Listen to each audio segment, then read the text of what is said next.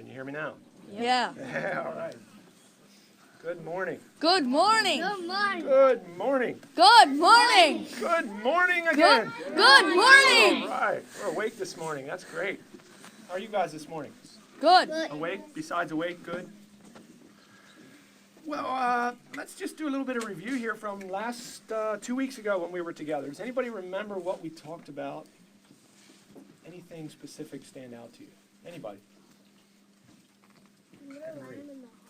Yeah, little lamb and the hog. What about the little lamb and the hog? The wild hog, what was he like? What kind of whispers does your wild hog whisper? Remember Rachel was up here and the wild hog was whispering things to her? What kind of whispers does the wild hog give us? Anybody? Yes, sir. Gimme, gimme, gimme. Gimme, thank you. Yes, gimme. It's Christmas time right now, and you know, maybe some of the kind of whispers that you'll hear from your wild hog, he'll be like, when am I going to get my presents? When am I going to get my presents? Presents, presents, presents. Presents, presents. And all he can think about is himself. He just wants me, give me, me, more for me. What about the little lamb? What does he whisper?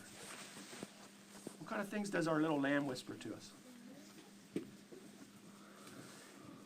He will whisper kind, loving thoughts, right? Not just it's all about me, but I want to think about what I need so that I can give something to somebody else, right? That's what Christmas is all about. Isn't that what Christmas is all about? Well, if you remember from last time, what happens with the wild hog, he's not a problem for little babies, right? Little babies cry when they need something, right?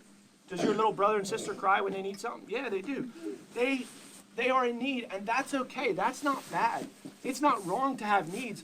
But what happens, what's bad, what gets you guys in trouble, what will get all of us in trouble, is if you grow older and you keep feeding your wild hog, every time he asks for something, you give him more food, he'll take it, and he'll take more and more. Whichever one of the whispers that you feed in your heart, that's the one that's going to grow bigger and bigger and bigger. And you know what happens when you keep feeding the wild hog? Eventually he gets so big, guess who he'll eat? He'll eat you. He does. Those wild hogs, they get so out of control that you see people destroying their lives because they just feed that nature. Some people call it the sin nature. But what a lot of people don't talk about, what I didn't hear much about when I was your age, is the Christ nature, the divine nature. There's a verse in 2 Peter that talks about the divine nature, and that is the God nature. Before Adam sinned, God created the world good, and God made Adam good. He looked at the garden, he said, it is very good. And did you know that each of you are also born with a divine nature? And if you feed that divine nature, it will grow and blossom and become something beautiful. And they can have a conversation, and the divine nature the little lamb can tell the wild hog, it's time to be quiet right now. Now's not the time. All right, so we're getting off into, that's sort of the core of the things that we've been talking about. But I want to tell you a story today. And the name of today's story is called Uncle George's Blender and the Adventures of Adam the Apple. Okay, so we're going to hear about Uncle George's Blender and the Adventures of Adam the Apple. And I want to start, before I do that, I want to start with a verse. And this verse is, yeah, you love apples, don't you? Well, I want to read a verse before we begin the story from Romans chapter 8, verse 2, and it says this: the law of the spirit of energy and dancing in Christ Jesus has set me free from the law of apple rot and decay and separation. All right, so just think about that verse. Keep that verse in mind as we get into this story. The story begins with Uncle George. Uncle George was a man who loved his kitchen. He loved the kitchen. He would spend a lot of time in the kitchen, and he loved to make smoothies. Every morning he would get up and he couldn't wait. He would come down and he would put his fruit in there, his bananas. He would start out with bananas and greens and all kinds of yummy, delicious stuff. Sometimes he would put some maple syrup in there. He loved to make smoothies. Every morning he would make a smoothie out of his blender. And his blender was very obedient. He would always, every time he hit the button, the blender would blend it up, do just what a blender was created to do. Blenders are created to blend, right? Yeah, they're created to make up a smoothie. Well, one day, the blender, he started to hear a voice from a wild hog. And the voice said, "You're not quite enough. You should be a little bit more.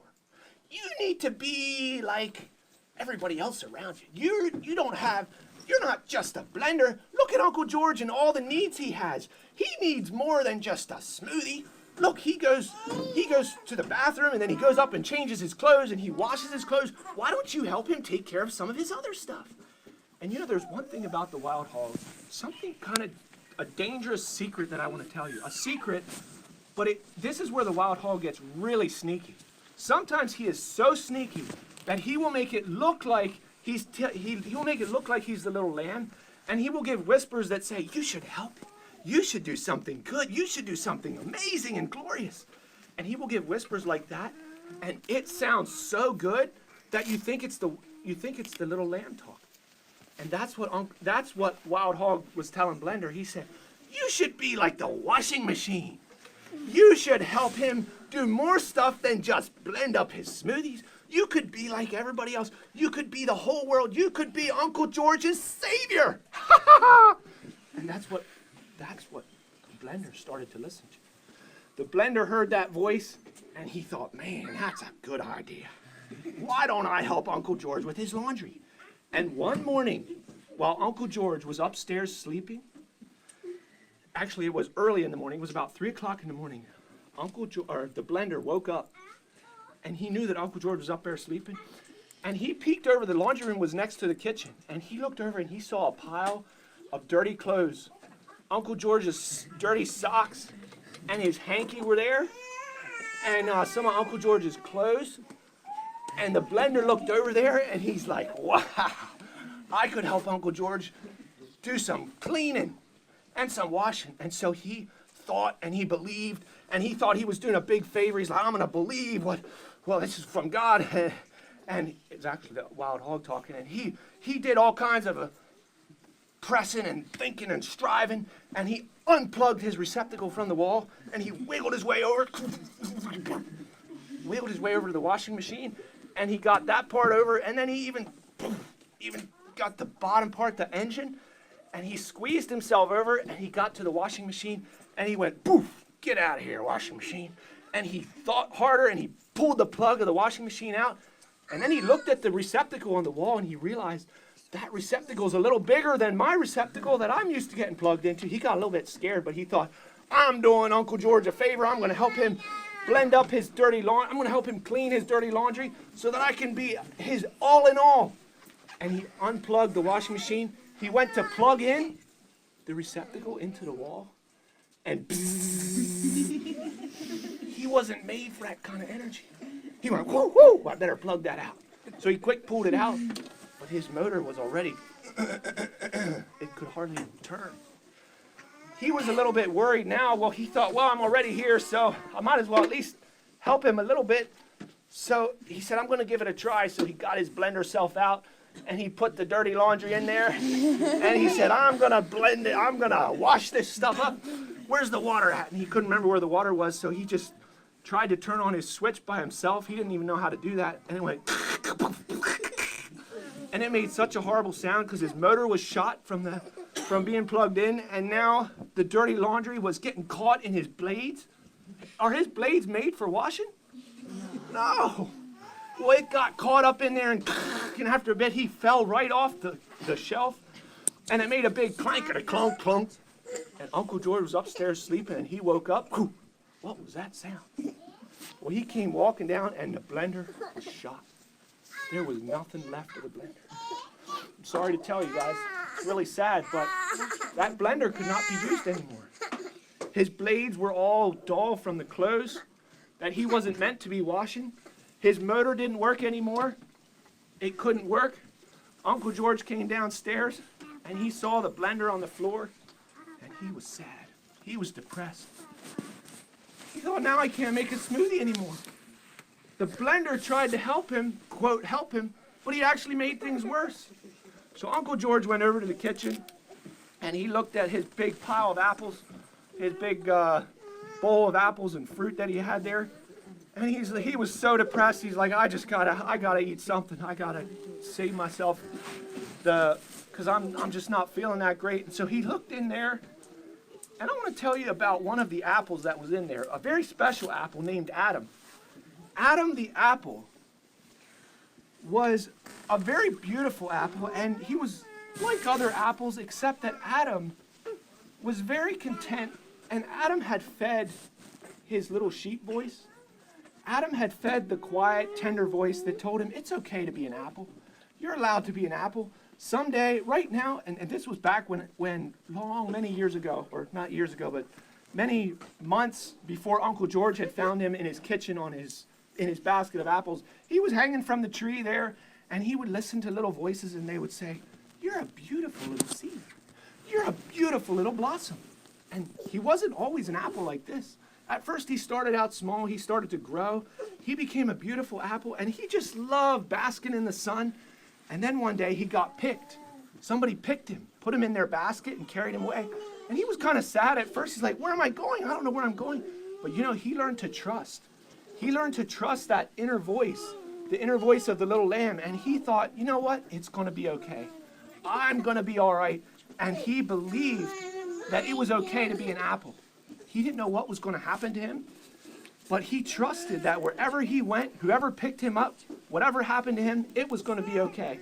And he believed that God had created him for a very special purpose, but he didn't know just how special that purpose was. Because one day, now this was many months later, after he was no longer just a seed anymore, but he had grown to be a full apple. He was resting in the basket with all the other apples.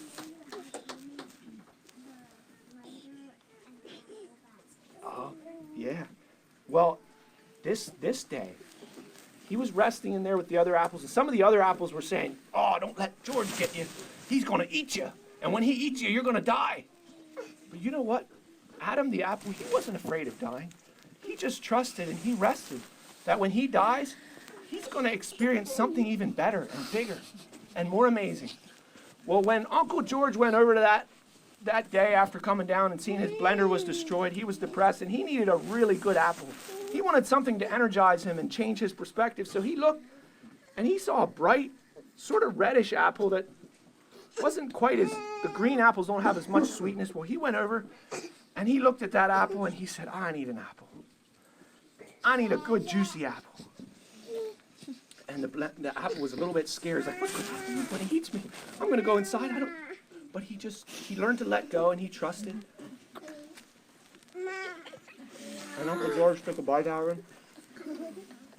And part of the apple's like, oh, that hurt. Oh. He was starting to disappear. He wasn't his normal self. Well, you know what? When the juices from his apple went inside Uncle George, they started to go down in his belly. And Uncle George, whoo, he started to feel a little bit better. Well, I'll take another bite.